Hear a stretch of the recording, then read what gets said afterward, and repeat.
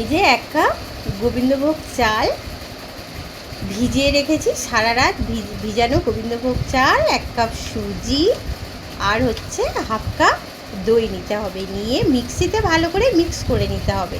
আর সামান্য একটু জল দেওয়া হলো, আর হলো একটু সামান্য 4 চামচ তেল দিয়ে ভালো করে মিক্সিতে মিক্স করে একটা বোলের মধ্যে ঢেলে নেওয়া হলো। এই যে সেই মিক্সি ধোয়া একটুখানি জল দেওয়া হলো। এবার এটাকে ভালো করে মিক্স করে নিতে হবে, খুব সুন্দর করে মিক্স করতে হবে। একদম জল দেওয়া হয়েছে তো ওই জন্যে, আর স্ট্রাকচারটা ঠিক এইভাবে রাখতে হবে। এই যে এইভাবে এরকমভাবে, একটু বেশি পাতলা না ঘন না, এইভাবে রাখতে হবে। আর একটু স্বাদ মতো নুন, স্বাদ মতো চিনি, একটু সামান্য জিরে আর একটু বেকিং সোডা দিয়ে এটাকে ভালো করে মিক্সিং করতে হবে। এই যে সুন্দর করে মিক্স করতে হবে যাতে সবার সাথে সুন্দর করে মিক্স হয়ে যায়। সুন্দর করে মিক্স করে নেওয়া হয়ে গেল। এবার একটা স্টিলের থালায় ভালো করে তেল ব্রাশ করে দিতে হবে। তেল ব্রাশ করে দিয়ে সেই হচ্ছে গোলাটা এইভাবে ঢেলে দিতে হবে। এবার একটা কড়া, গ্যাসের মধ্যে কড়া বসিয়ে দেওয়া হলো, একটা স্ট্যান্ড বসিয়ে দেওয়া হলো, আর সেই থালাটাকে এইভাবে রাখতে হবে। আর একটু দেখতে সুন্দর হওয়ার জন্য একটুখানি লঙ্কার গুঁড়ো ছড়িয়ে দেওয়া হলো, একটুখানি মশলাও ছড়িয়ে দিতে পারেন, একটু দেখতে ভালো হবে। এবার ঠিক 10 থেকে 15 মিনিট পর, এবার 10 মিনিট পর দেখা গেল একদম পুরো কমপ্লিট।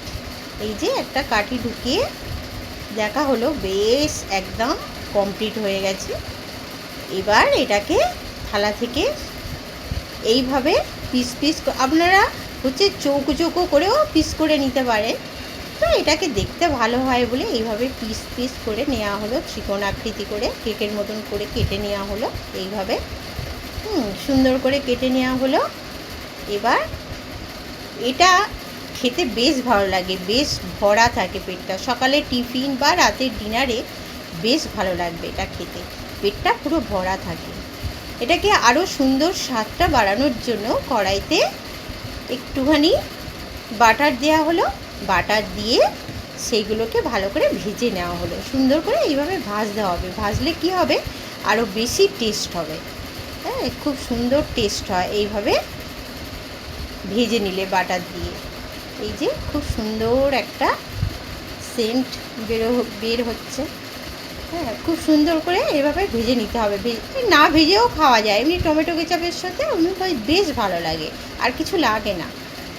তো একটু টেস্টটা বাড়ানোর জন্য, একটু দেখতে সুন্দর হওয়ার জন্য বাটার দিয়ে এইভাবে ভেজে নেওয়া হলো। তো এই যে ভাজা হয়ে গেছে, এইভাবে সুন্দর করে ভাজা হয়ে গেছে, টমেটো কেচাপ দিয়ে সার্ভ করা হলো।